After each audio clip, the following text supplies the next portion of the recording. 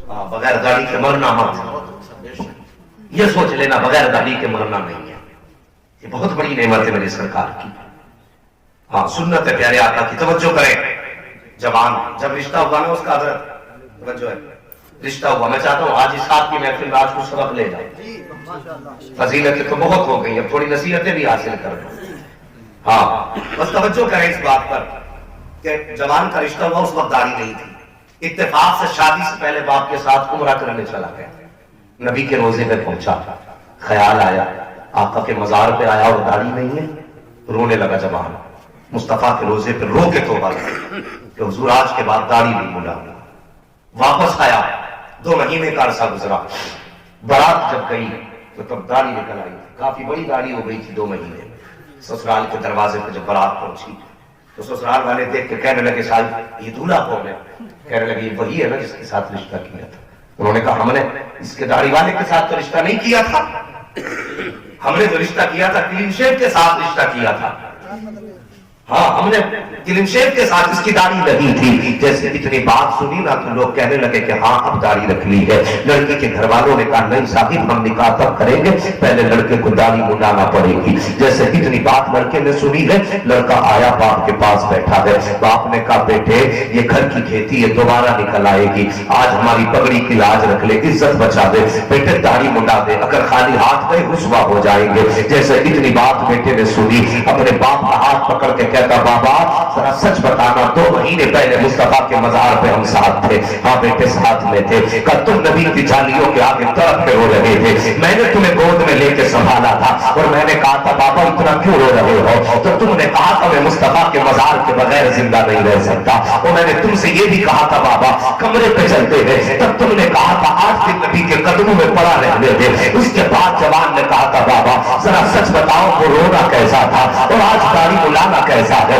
अगर वो सच्चा इश्क था तो फिर दाढ़ी मुंडाने का मशवरा क्यों दे रहे हो? और अगर दाढ़ी मुंडाना असल है तो फिर वहां पर रोना कैसा था? जैसे बाप ने इतना सुना है चुप हो जाता है, तो बेटा कहता बाबा अच्छा मुझे थोड़ी इजाजत है। बेटा बाप के पास से उठा और उठने के बाद बाहर गया, जितने गले में हार पड़े थे सारे उतार के कचरे में डाल दिए और डालने के बाद रुक किया के मुस्तफा के मदीने की तरफ और वो क्या कहता है हुजूर कि निकाह हो ना हो मैं निकाह छोड़ सकता हो लेकिन मदीने वाले तेरी दी हुई सुन्नत नहीं छोड़ सकता हो। ये कहते वो जवान चला है और उसके पास जब गया है अल्लाह पर महीने गुजर गए, घर की तरफ नहीं पलटा है। इतने अमीर बाप का बेटा था कि लाखों की जायदाद उसके पास थी, करोड़ों की संपत्ति थी, लेकिन मुस्तफा की सुन्नत के लिए अपना घर बार छोड़ दिया, बाप से रिश्ता तोड़ दिया, सब कुछ छोड़ के निकल जाता है। सर्दियों का मौसम आया, एक ही जोड़ी कपड़े है उन्हीं को धो के पहन लेता है। गैरतदार और खुददार था, किसी के आगे हाथ नहीं फैला सकता था, किसी के आगे जाके दस्ते सवाल दराज नहीं कर सकता था। हर तरफ गया अपनी सर्दी खुद ही छुपाता रहा। जब सर्दियां ज्यादा आई है किसी ने कह दिया तेरी माँ की तबीयत खराब है, जैसे इतना सुना है वो के कहता है या रसूल अल्लाह अगर मेरी माँ बीमार न होती तो मैं कभी भी घर नहीं जा सकता था, मैं तो सिर्फ आपकी सुन्नत के साथ जीना चाहता था। ये कहते घर की तरफ चला है, इसके पास किराए के लिए पैसे लगी है। आया गाड़ी के पास, उसके मालिक से बात की और स्टेशन जहां पर उतरना तक पहुंचा। जब वहां पहुंचा तो रात का वक्त था, आधी रात गुजर चुकी थी, कोहरे का मौसम था, ठंडी हवाएं थी। जब इसको सर्दी लगी, सर्दी बर्दाश्त न हुई, एक ही जोड़ी कपड़े है उसी में सर्दी में सिमटता रहा। जब सोचा कहां जाए, सामने मस्जिद का दरवाजा मौजूद था, मस्जिद के अंदर गया, जाकर बैठ गया अंदर, लेकिन फिर भी सर्दी लगी थम रही है। जब सर्दी लगी हुई है उसके बाद ये उठा है जो मस्जिद के अंदर चटाई परी की हुआ करती है, इसने उसको उठाया, बदन पे लपेटा, एक कोने के अंदर बैठ जाता है। अभी कुछ देर गुजरी थी कि अचानक मस्जिद के दरवाजे पर एक बड़ी गाड़ी आती है, उसका इंजन वहीं बंद हुआ, गाड़ी की आवाज थमी, खिड़की खुली, एक शख्स गाड़ी से उतरा, उतरने के बाद मस्जिद में आया और यूं आके तलाश कर रहा था जैसे कोई खोई हुई चीज तलाश कर रहा हो,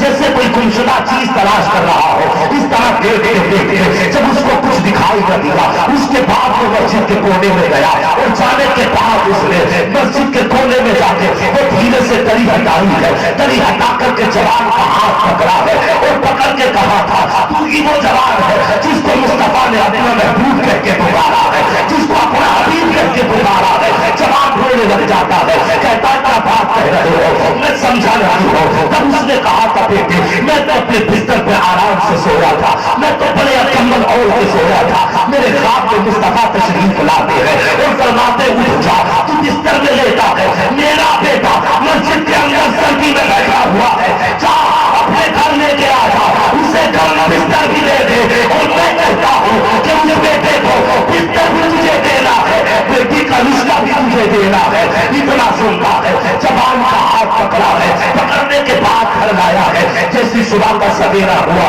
جوان کہتا کہ جانے کی اجازت دو, جیسے اتنی بات کہی ہے جانے کی اجازت دو, تب پورے نے کہا تھا اے بیٹے جانے کی بات نہ کر, میں نصیبوں والا ہوں جو تو میرا مہمان بنا ہے, میں قسمتوں والا ہوں جو تو میرا مہمان بنا ہے, میرے گھر کا پتہ تجھے مصطفیٰ نے دیا ہے. اتنی بات جب کہی ہے زبان رونے لگ جاتا ہے. اس بوڑھے نے کہا تھا بیٹے بتا تو صحیح کون سی نیکی کر کے بیٹھا ہے جو نبی نے تجھے اپنا کہہ کے پکارا ہے, کون سا ثواب کما کے بیٹھا ہے جو مصطفیٰ نے تجھے اپنا کہا ہے. اللہ اکبر, جب پوری کہانی بتائی ہے جوان نے, اس کی آنکھیں برسنے لگ جاتی ہے, اس کی آنکھیں برستی ہے. جوان کہتا ہے بیٹی دینے سے پہلے کیا ذات نہیں پوچھو گے؟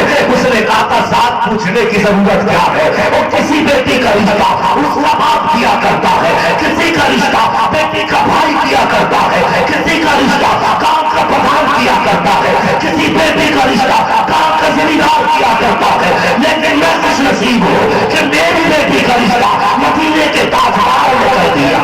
سبحان اللہ, نعرہ تکبیر, نعرہ رسالت, علماء اہل سنت, سنت مصطفیٰ, عظمت مصطفیٰ, عظمت قرآن, علامہ مفتی حماد رضا صاحب خبرہ, نعرہ تکبیر. سبحان اللہ, سبحان اللہ. جوانوں, مصطفیٰ کی رضا کے لیے دنیا لڑ جائے تو لڑ جاؤ, اس لیے کہ جب کسی پہ مصطفیٰ مہربان ہوتے ہیں نا تو پھر وہ دنیا میں سب سے بڑے مصیبوں والا ہوتا ہے.